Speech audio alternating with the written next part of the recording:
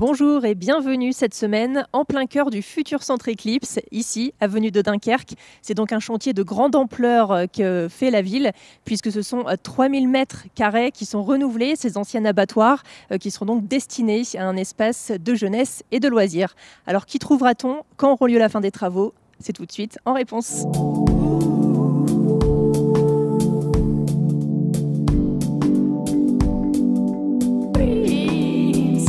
Alain de Marquette, bonjour. Vous êtes donc l'architecte en charge de ce projet titanesque qu'est la rénovation du centre Eclipse. Alors comment se passe le chantier qui a déjà démarré depuis quelques temps? Le chantier, c'est un chantier avec les difficultés qu'on peut retrouver, qu'on peut trouver un vieux bâtiment qui date de 1937. Il a été fortement, je dirais, abîmé par le temps et surtout qu'il a été inexploité pratiquement sur plus de la moitié des espaces. Donc on a eu des surprises, plutôt des mauvaises. Mais on savait très bien à quoi s'attendre. Hein. Donc ça fait partie, je dirais, des aléas d'un chantier sur du bâti existant qui a été construit au départ pour un abattoir. Et là, on a envie d'en faire un centre de jeunesse et de vie, alors qu'auparavant, c'était un lieu de mort. Donc forcément, au niveau structurel, au niveau comment faire rentrer de la lumière, on a dû retravailler de façon optimale et au mieux suivant le bâti existant et sa statique. Alors une rénovation moderne, tout en conservant quand même le style ancien, industriel. Oui, bien sûr, c'était le but de cette opération, c'était d'essayer de mettre en valeur le passé industriel à travers ces structures en particulier et ces maçonneries.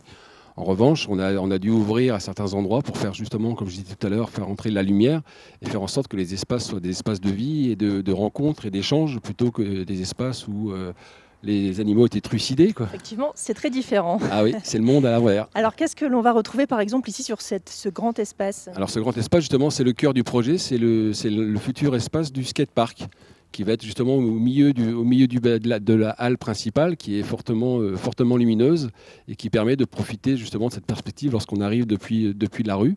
Et on a imaginé justement faire ce skatepark un peu au centre.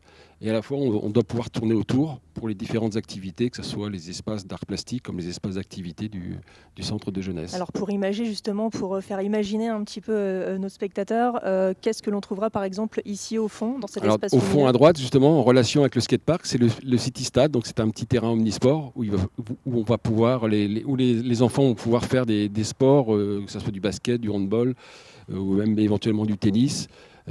Pour pouvoir justement encore une fois être en relation. Il y a une circulation de part et d'autre qui permet justement de pouvoir à la fois regarder ce qui se passe dans le City Stade comme regarder ce qui se passe dans le skatepark. Alors un chantier titanesque, Ouais, pas facile également.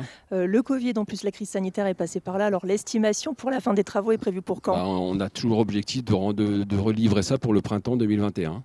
Très bien. Eh bien merci beaucoup Alain. Je vous en prie.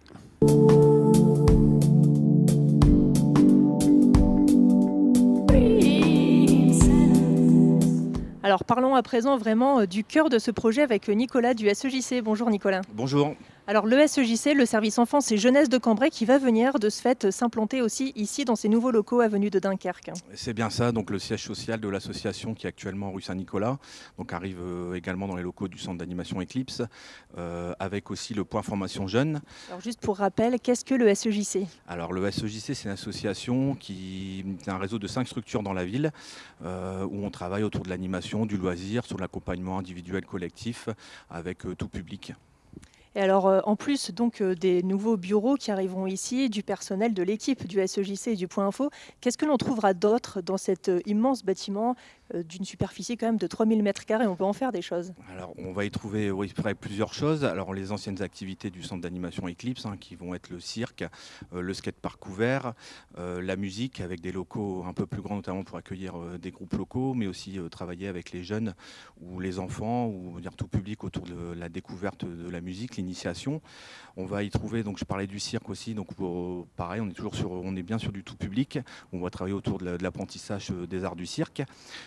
Ensuite, nos activités traditionnelles autour des secteurs adolescents, on va travailler avec eux sur du loisir, mais aussi sur l'accompagnement, sur la citoyenneté, sur le civisme. Et on va y trouver aussi les ateliers arts plastiques de la ville, qui vont intégrer aussi les locaux, qui permettra de travailler en collaboration avec eux sur la découverte culturelle ou d'autres notions d'animation avec eux. Avec aussi en plus un espace numérique. C'est ça, un espace numérique qui nous permettra, qui sera réellement relié au point formation jeunesse, qui permettra de travailler alors soit sur de la robotique, sur de la science, mais aussi aider, accompagner les familles dans des diverses recherches, création de CV, etc.